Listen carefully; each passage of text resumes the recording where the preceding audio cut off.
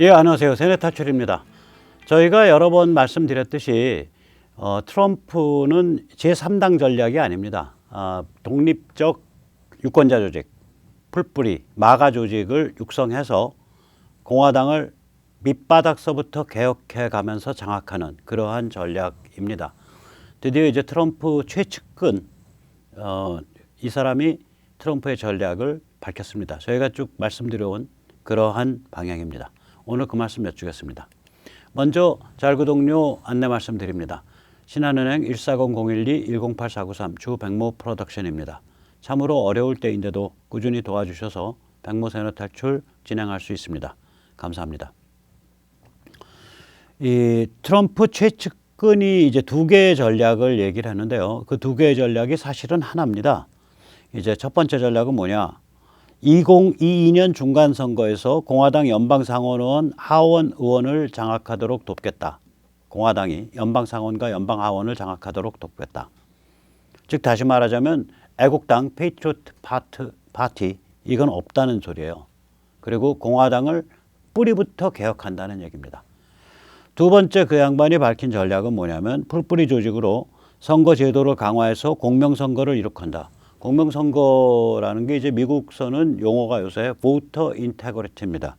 그러니까 투표자의 정확성, 정직성, 정확한 투표자, 유권자가 정확한 투표자, 그러니까 엉터리 표, 또 자격 없는 사람들의 표 이런 거 막아내는 그러한 제도적 강화, 이걸 voter integrity, 투표자 정확성이라고 표현을 합니다. 그래서 이 뭐라고 얘기를 하냐? 트럼프는 앞으로 공명선거 운동의 아이콘으로 자리매김해야 된다. 그게 트럼프 진영에서 나오는 얘기입니다. 그리고 주의회 작업에 집중하겠다. 왜냐하면 2020년에 이미 그 연방하원 상원은 민주당이 장악한 상태고 그 다음에 공화당 연방하원, 공화당 상원의원 중 상당수는 무늬만 공화당, 라이노, 리퍼블리칸 인 네임 온리 이기 때문에 여기서 워싱턴 DC에서 선거법을 제대로 고쳐서 이 voter integrity, 그러니까 공명선거를 달성하기 어렵다. 그러므로 우리는 주의회 작업에 집중하겠다. 참고로 선거법은 이번에 우리가 다 공부했듯이 주의회의 소관사안입니다. 선거 진행과 선거법은 주의회의 소관사안입니다. 다시 말하자면 이 두 개의 전략은 둘인 것처럼 보이는데 실제로는 하나죠. 공화당을 풀뿌리 조직으로 장악해서 정치개혁한다. 공화당 바깥에 독립적 유권자 조직으로 간다. 그래서 이 공화당 바깥에 있는 이 풀뿌리 조직, 독립적 유권자 조직이 공명선거를 위한 선거제도 강화, 선거제도 개혁에 나선다. 그리고 트럼프는 이 공명선거를 위한 선거제도 강화, 선거제도 개혁 운동의 아이콘으로 자리매김한다. 뭐 이런 얘기입니다. 우리가 얘기해왔던 거랑 똑같죠. 그러니까 제3당 이런 문제가 아니라 이게 게임이 결국은 21세기에 미국에 있어서 그 공화국 그러니까 the republic 공화국을 감당할 수 있는 민초 조직이 만들어질 수 있냐 없냐 이 게임으로 파악하고 있는 거예요. 저희가 한국에서 추진해온 리버티 연대 그리고 그 전신인 국민주권 자유시민연대 국자연 이게 다 이제 이 게임이었죠. 저희가 매번 이 세뇌 탈출할 때마다 그게 핵심입니다. 거기로 가야 됩니다라고 말씀드렸는데 참 부럽네요. 저희는 백모나 몇 명 안 되는 사람들이 이런 얘기를 하기 때문에 그 이야기에 공감하고 움직일 수 있는 사람들이 대개 한 0.1% 정도밖에 안 돼요. 국민의. 근데 여기는 이미 기반이 한 7천만 명 정도 있기 때문에 그리고 대통령이었던 강력한 지도자가 그 운동의 상징 아이콘 역할을 맡아주기 때문에 될 거라고 생각합니다. 순조롭게 잘 될 거라고 생각합니다. 그래서 우리도 그 덕을 좀 봤으면 좋겠습니다. 먼저 이 트럼프 최측근이 뭐라고 밝혔는지 한번 보시죠. 밀러라는 사람이 밝혔습니다. 한번 보시죠. And 2 days after leaving the White House, former President Trump can now rest up in Florida. But what are his plans for the future? One of his top advisors revealed some potential plans. Top Trump advisor Jason Miller tells Just the News that former President Trump has a number of goals in the next couple of years. One of his major goals is to win back the Senate and the House for Republicans in the 2022 midterm elections. This is to stop what he calls, quote, the Democratic craziness. The Democratic Party currently holds a majority in both the House and the Senate. Miller also reveals Trump plans to be the nation's leader on voter integrity. He expects Trump to work closely with state legislatures to ensure election integrity. Miller adds that Trump will start after undergoing a transition period first. But because Democrats are in control of both Congress and the White House, Miller does not believe Washington will address the issue of election integrity. Although Trump has not said whether he will run for president again in 2024, he told his supporters before leaving office on Wednesday that, quote, "We will be back in some form." He also said in his farewell video on Tuesday that, quote, "The movement we started is only just beginning." 예, 저희가 예측한 대로 그렇게 가고 있습니다. 그래서 저는 이게 맞는 길이라고 봅니다. 왜 그러냐면 지금 미국의 그 워싱턴 DC의 그 스왑프 딥스테이트가 이제 수사 기소를 담당하고 있는 DOJ랑 FBI를 장악하고 있고 법원을 장악하고 있기 때문에 그 다음에 국회의원들 중에 공화당 의원, 연방 의원들, 상원 하원 의원 중에 상당수가 전투적이질 않고 오히려 트럼프를 털어내려고 하는 입장이기 때문에 계엄 가지고는 안 돼요. 계엄은 의회를 마비시키지도 못하고 법원을 마비시키지도 못하고 FBI와 DOJ를 대체하지도 못합니다. 미국 법률상. 그러면은 뭐를 해야 되냐면은 초법적 쿠데타를 해야 돼요. 헌정 질서를 중단시키고 혁명위원회 이런 걸 만들고 혁명법정 뭐 이런 걸 만들어야 돼요. 근데 그거는 엄청난 정치적 파워가 뒷받침돼 있질 않으면 어려운 일이에요. 우리 5.16도요. 한 명도 안 죽었잖아요. 이미 5.16 나기 전에 모든 사람들이 군인들 들고 나온다. 저 사람들 가만 안 있는다. 차라리 들고 나왔으면 좋겠다. 이게 압도적이었었어요. 5.16 이전에 이미. 그러니까 제가 전에도 말씀드렸지만 현실 정치에서 압도적 우위를 장악을 해서 쿠데타가 필요 없게 되면 될수록 쿠데타 가능성은 오히려 높아져요.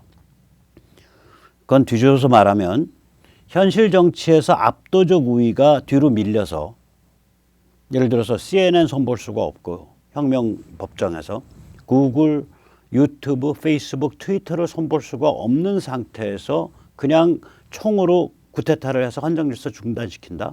의회는 돌아가고 있고 FBI, DOJ 돌아가고 있고 법원이 돌아가고 있는데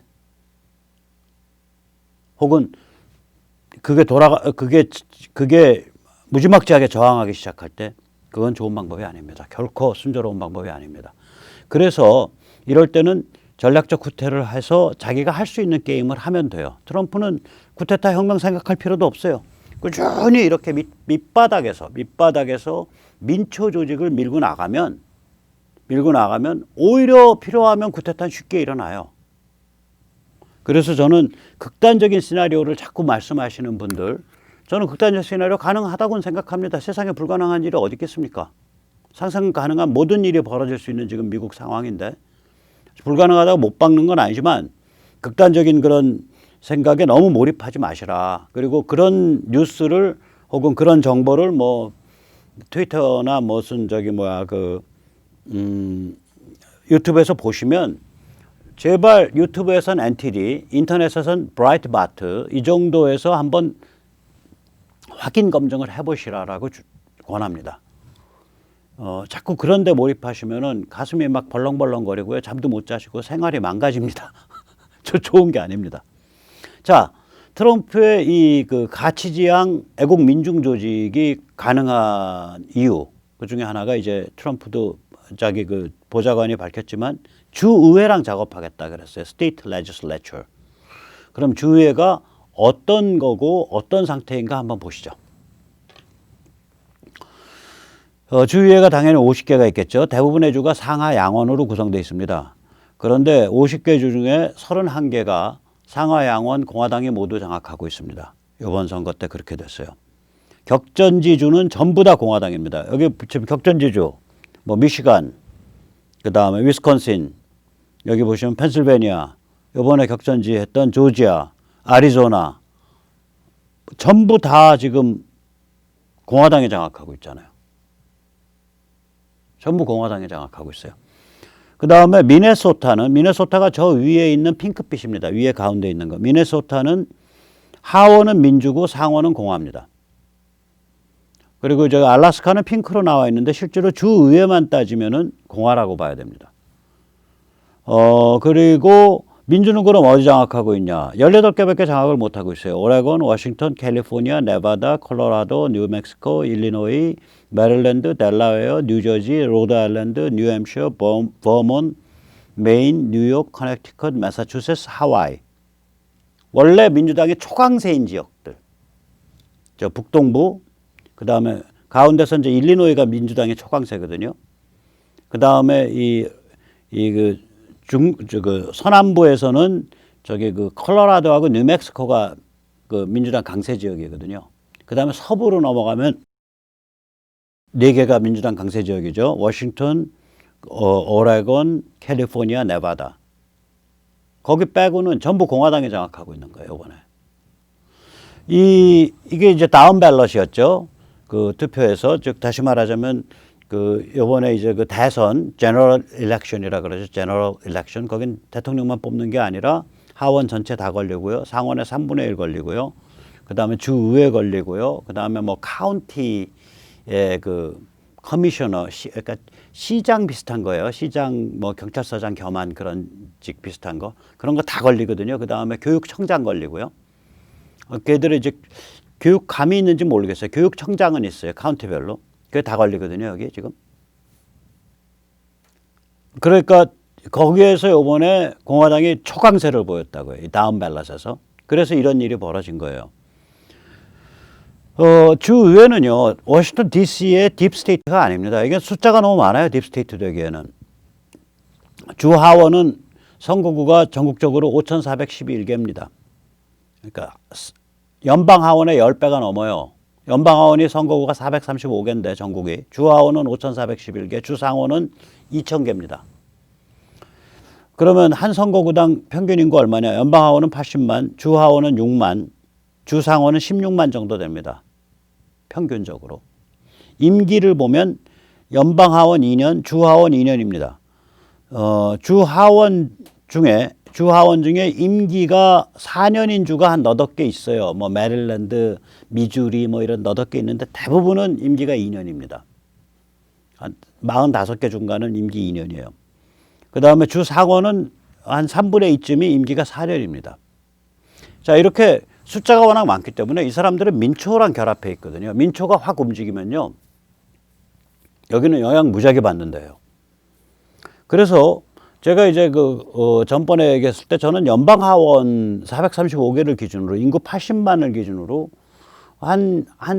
그 선거구당 한 5명에서 10명 정도의 고급진 조직 활동가가 있고, 그 다음에 한 선거구당 뭐 몇백 명에서 한 4,000명 사이에 열성 멤버가 있다면 뒤집는다. 그 얘기를 했는데, 이걸 이제 제가 보기엔 이 정도 움직이겠다는 얘기는 이 고급진 조직 활동가를 주하원 선거구까지 낮추겠다는 얘기예요. 주상원 선거구는 몇 개의 주하원 선거구로 이루어지기 때문에 주하원이 맨 마지막 단일 겁니다. 그러면은 만약에 우리가 이런 생각해 볼 수 있죠. 트럼프가 주도하는 가치주권 애국민중, 보스 파퓰리즘, 보스 피플이, VOSS 피플이, 그때 보스는 가치지향 주권국가, 줄여서 가치주권, Value Oriented Sovereign State. 이 애국민중이 주하원 선거구 5,411개의 지부를 설립하고 한 지부 평균 5명의 고급진 조직활동가가 존재한다면, 즉 전국 25,000명의 고급진 조직활동가가 존재한다면, 또한 한 지부 평균에 600명의 열성 참여 멤버가 존재한다면 전국 300만 명. 그럼 게임 끝나요. 저는 이 모델을 이름을 로컬이라고 달았어요. 로컬, 그러니까 각 지역, 지부란 뜻이고요. 코어는 고급진 조직활동가 핵심, 그리고 파티스펀트, 참여자. 그래서 로컬에서 LO를 따왔고요. 코어에서 CO를 따왔고요. 그 다음 파티스펀트에서 P를 따왔어요. 그래서 로컬이라고 그랬는데, 이게 이제 저희 그 국민주권 자유시민연대, 리버티연대, 리솔의 조직 모델이죠. 이때 이거 할 때 제일 어려운 게 이 고급진 조직 활동가 구하기가 어려워요. 저희 같으면 250개 국회의원 선거구라 그랬을 때 고급진 조직 활동가를 한 선거구당 5명에서 10명 보면은 작게 잡으면은 한 1000명, 많이 잡으면 2000명 확보되면 끝나거든요. 이게 참 힘들어요. 그래서 저는 미국은 된다고 봐요. 미국은 풀뿌리 민주주의 역사가 길어가지고 이 고급진 조직 활동가는 구할 것 같다 제대로.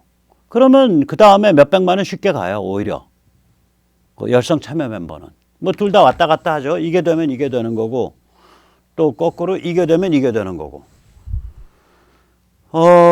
이거는 다른 말로 풀어서 말하면 19세기 말 20세기 초까지에 유지됐었던 이게 마지막입니다. 미국 특유의 풀뿌리 민주주의의 부활을 뜻한다.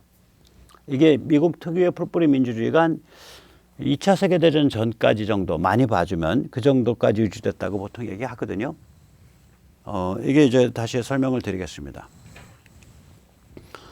이 미국의 공화국의 위기는 3번입니다. 하나는 물론 만들어질 때 그 위기죠, 일종의. 공화국의 탄생의 위기니까. 애 낳는 순간이 그 애한테 위기잖아요. 그 다음에 이제 두 번째가 링컨 때, 남북전쟁 때 위기였고, 그 세 번째가 요번에 이제 2020년 그 대선 이걸 앞뒤로 해서 이게 위기입니다. 미국 공화국의 존립의 위기라고 저는 봅니다. 그런데 공화국의 이 건설 및 위기 극복을 미국은 어떻게 풀었냐? 공화주의로 풀었습니다. 백모선의 탈출에서는 공화주의, 리퍼블리카니즘을 엘리트와 민중의 조화로 봅니다. 공화주의가 뭐야? 엘리트와 민중의 조화야. 그게 공화주의야. 엘리트와 민중의 조화. 그러면 미국에서 왜 공화주의, 엘리트와 민중이 왜 조화될 수 있었어? 그렇게 건강하게. 이민자 사회의 건강한 풀뿌리 민주주의 때문입니다. 여기에 대해서는 뭐 세계적인 그 사상가들이 아주 그 똑부러진 표현으로 2명이나 증언을 하고 있습니다. 200년 전에 프랑스에서 건너온 사상가, 젊은 사상가 토크빌, 알렉산더 토크빌은 미국의 민주주의, Democracy in America라는 불후의 명작을 통해서 이렇게 썼습니다. 교회야말로 미국 최강의 정치 기관이다. 이때 물론 이 사람은 교회라고 안 불렀고요. 종교라고 불렀습니다. Religion is the most important institution, political institution in America. 종교야말로 미국 최강의 정치기관이다. 다시 말하자면 뭘 얘기하냐면 마을마다 그 사람들이 모이는 교회가 존재하고 그 교회에서 그 마을의 대소사가 결정되는 그 풀뿌리 민주주의를 얘기한 겁니다. 약 100년 전 경영학의 아버지이자 뛰어난 사회사상가였던 피터 드라커는 이렇게 말했습니다. 미국의 천재성은 정치에 있다. American genius is in politics.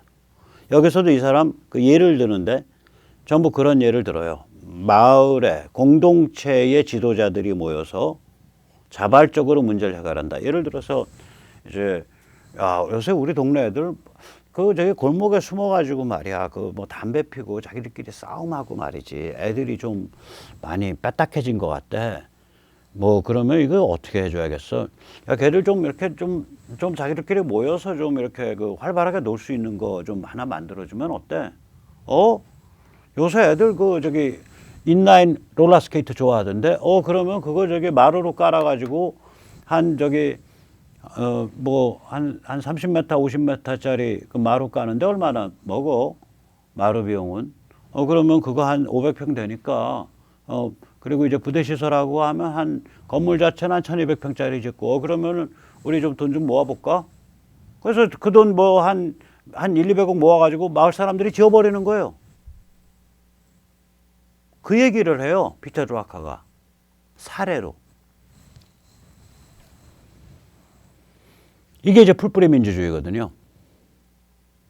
그런데 이제 미국의 이 풀뿌리 민주주의 전통이 지난 한 100여 년 동안 굉장히 악화되어 왔습니다. 이거는 언제부터 악화가 시작됐냐? 남북전쟁 이후입니다.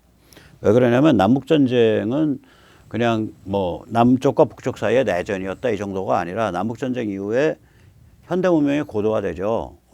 대륙간 횡단철도가 남북전쟁 중에 놓이니까. 그리고 남북전쟁 이후에 연방정부가 급팽창합니다. 그러면서 풀뿌리 민주주의가 악화돼요. 저는 이 우리나라에서 그 참 이상하게 뭐 200만 권 넘겨 팔았다는 이 정의란 무엇인가라는 시잘데기 없는 책, 이거 정말 쓰레기통에 넣기도 아까운 책이에요. 그래서 이 마이클 샌델 하버드 대학 교수, 이 책은 정말 사지 마세요. 제가 보기엔 정말 바보 같은 책이에요. 아무 내용도 없고 그냥 주저리. 그런데 마이클 샌델을 검색을 해보면요, 이 사람의 실제적 학문적 기여는 미국의 공화국이 어떤 상태이냐에 대해서 꽤 유의미한 얘기를 해요. 그러니까 이 사람은 정의란 무엇인가랑은 관계가 없는 사람이에요. 정의론하고는. 제가 보기엔 거기엔 학문적 업적을 못 남겼어. 그런데 미국 공화국, 미국 정치 시스템이 어떤 문제를 갖고 있냐라는 데 있어서 아주 재밌는 혹은 통찰력 있는 개념을 만들어내요. 그 개념이 뭐냐? 절차 공화국, 무늬만 공화국. 우리말로 번역하면, 아니 영어 원어로는 procedural이라는 건 절차상의거든요. 그래서 절차 공화국, procedural republic이라는 학문 용어를 이 사람이 만든 사람입니다. 이게 무슨 얘기냐? 미국의 풀뿌리 민주주의, 연방 정부가 약하고 농촌이 강하고 이런 상태, 소도시가 강한 상태에서의 풀뿌리 민주주의에 바탕한 미국의 원래의 공화국이 연방 정부가 강화되고 농촌이 약화되고 대도시가 발전하면서 무늬만 공화국으로 바뀌었다. 왜냐? 한 개인이 원자화돼서 사회 공동체의 유의미한 멤버가 되는 길이 막혔기 때문이다. 이런 얘기를 해요. 이 정치학에서 민중 엘리트라는 개념만큼이나 이제 현대 정치학에서 굉장히 중요한 원초적 개념 중에 하나가 뭐냐면은 이제 그 원자화된 개인, 아톰과 공동체, 커뮤니티를 어떻게 연결할 거냐. 이게 현대 문명에서 이게 사람들이 전부 원자화된 자의식 덩어리가 되니까 공동체가 다 깔아앉아 버렸는데 이게 사회가 이런 상태에서 어떻게 유지될 수 있냐. 이게 현대 정치학에서 굉장히 심오한 그 주제예요. 이 주제를 미국에 관해서 다루면서 그때 내놓은 개념이 procedural republic, 절차 공화국, 무늬만 공화국.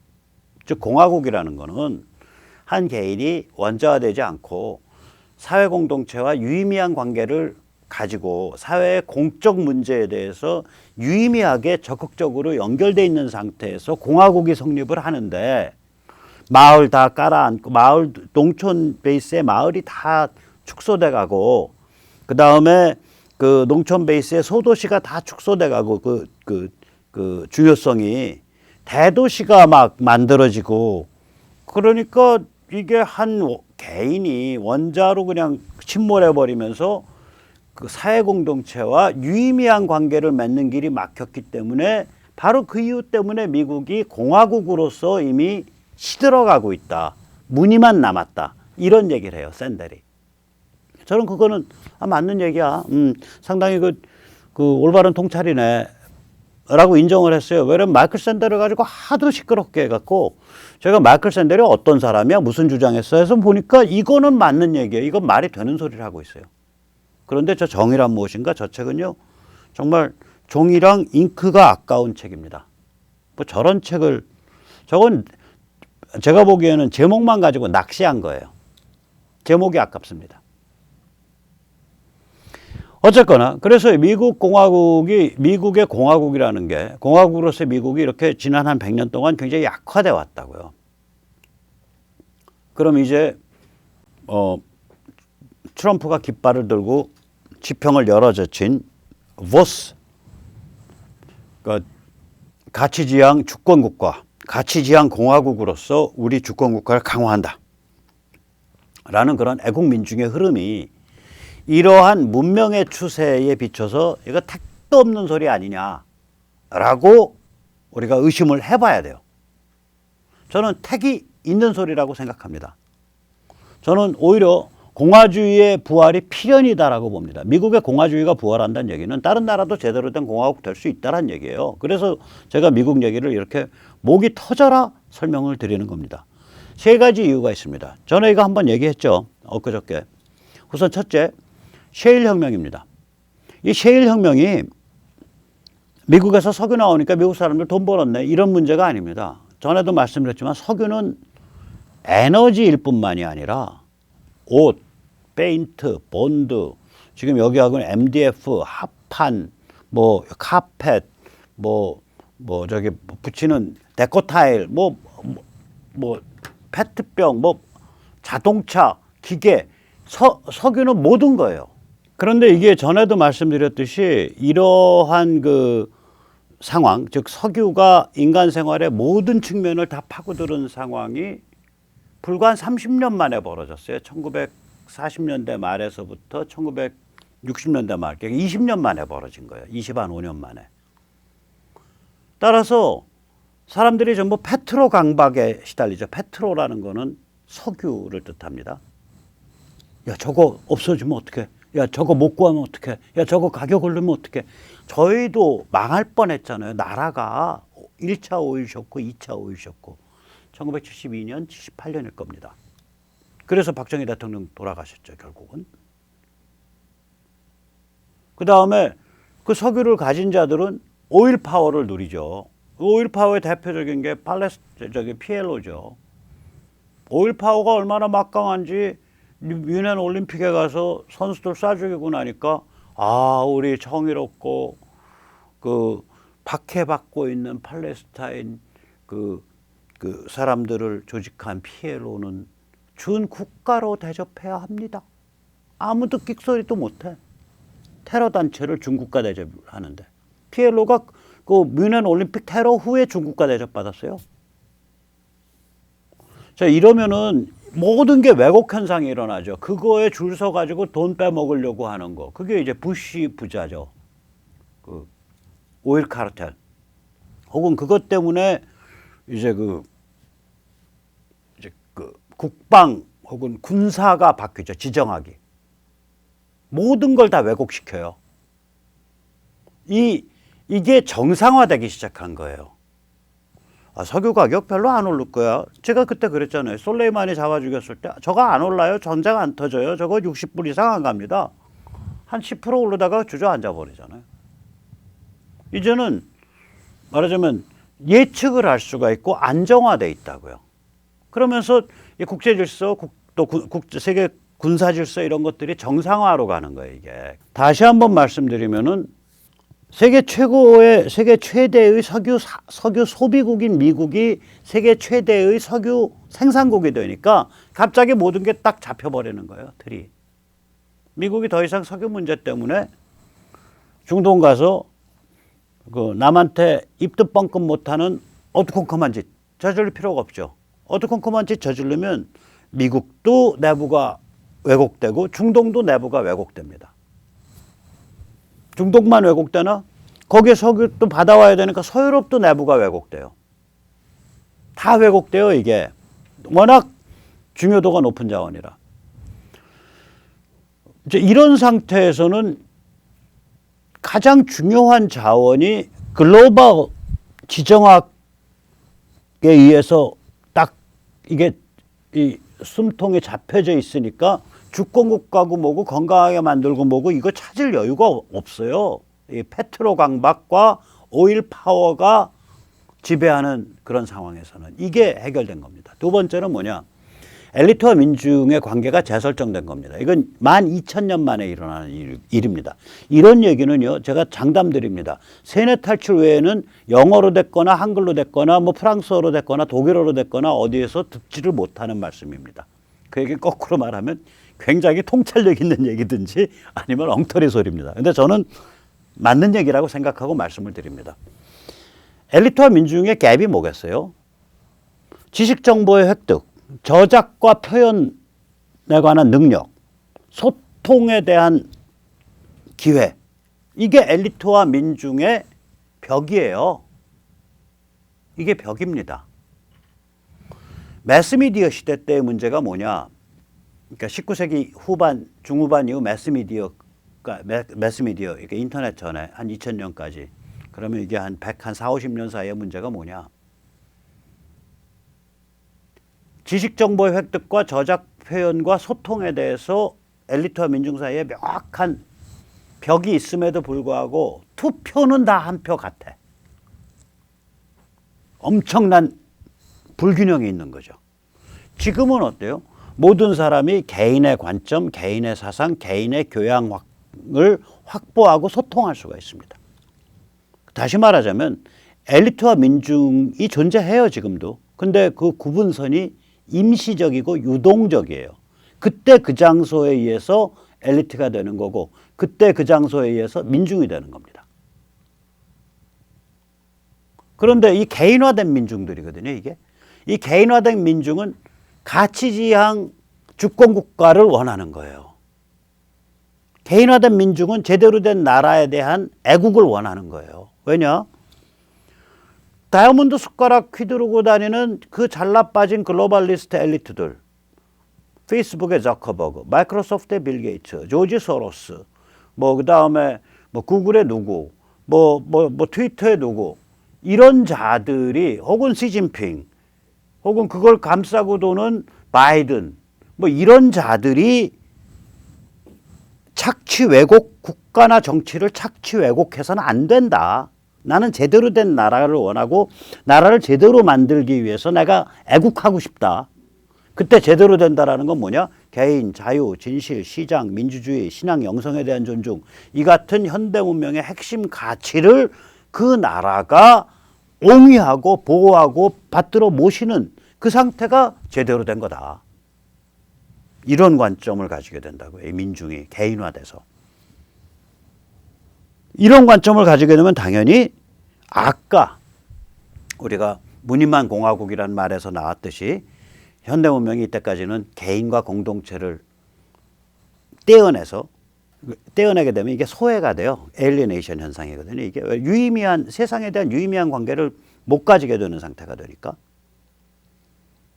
거기에 그러한 데서 바뀌어갖고 이제는 개인과 공동체가 가까워져 갈 수 있는, 혹은 융합할 수 있는, 개인이 내가 나다워지기 때문에 진정한 의미에 오히려 공동체의 한 멤버가, 적극적 멤버가 될 수 있는 이런 상황으로 가는 거예요, 이게. 그래서 보스가 필연적이라고요. 자, 첫 번째 아까 말씀드렸죠.